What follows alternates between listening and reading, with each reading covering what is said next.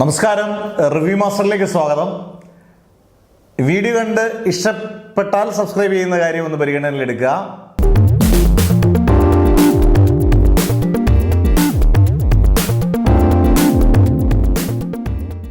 മമ്മൂട്ടി മലയാള സിനിമയ്ക്ക് ആ പേര് എന്നെന്നും ചേർത്ത് വെക്കാവുന്ന രീതിയിലാണ് അദ്ദേഹത്തിൻ്റെ പ്രകടനങ്ങൾ.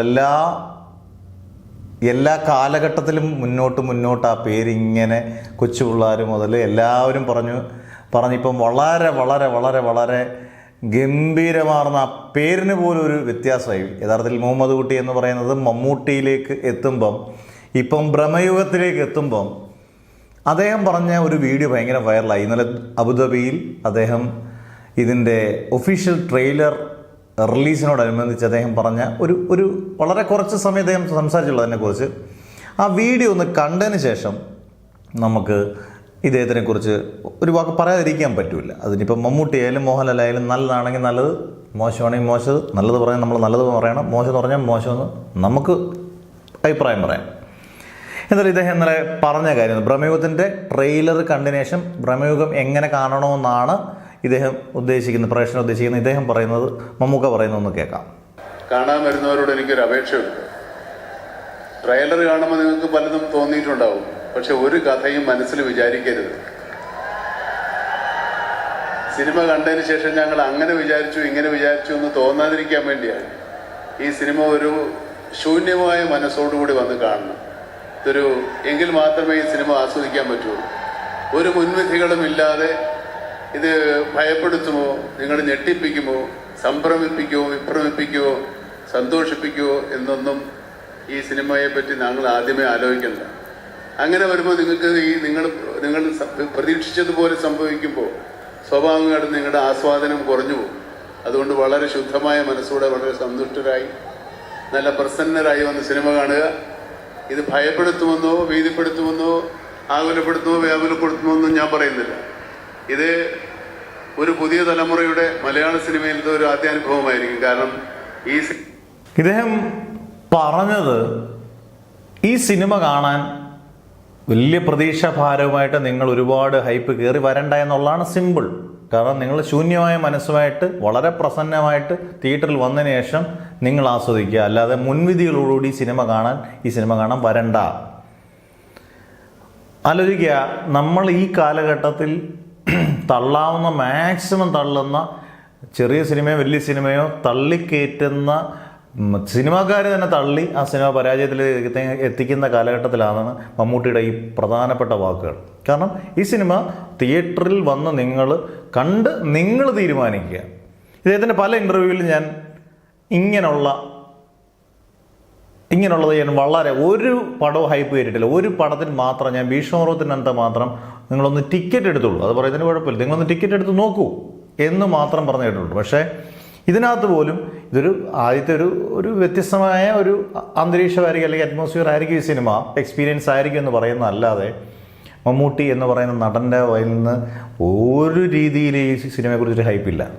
അതാണൊരു ക്വാളിറ്റി എന്ന് പറയുന്നത്. അതിപ്പം മമ്മൂട്ടി ആയാലും മോഹൻലാൽ അവർക്കറിയാം എങ്ങനെ ഒരു സിനിമയെ എങ്ങനെ അതിനെ മാർക്കറ്റ് ചെയ്യണമെന്നുള്ളത്.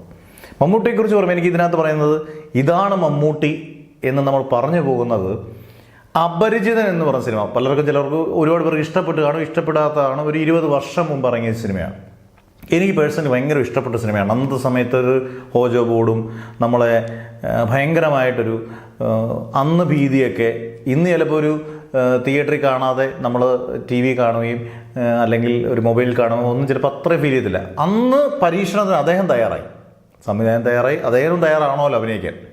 അയ്യർ ദി ഗ്രേറ്റ് ഒക്കെ എത്രയോ വർഷം, എനിക്കൊന്ന് 1990 എത്രയോ വർഷങ്ങൾ, 10-34 വർഷമായി കാണും.